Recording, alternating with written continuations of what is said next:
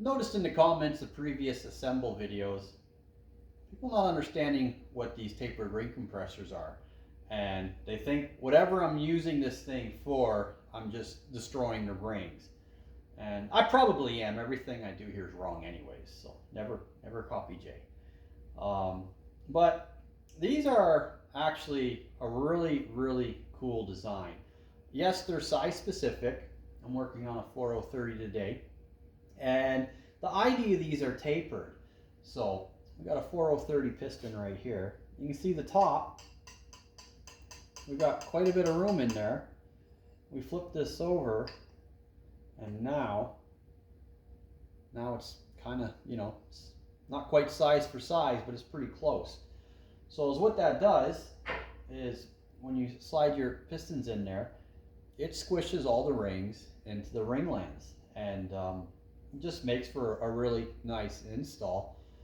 And I got 2 piston assemblies set up right now, and I can just show real quick how easy this makes it. So just slide these over like this. Everything's lined up. This should be number 1.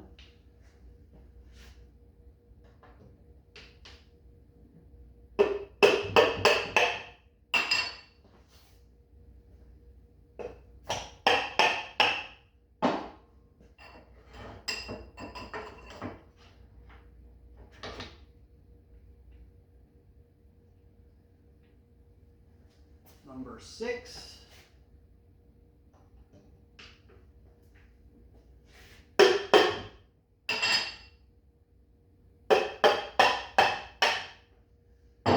Just like that, they're in there pretty quick and easy. So now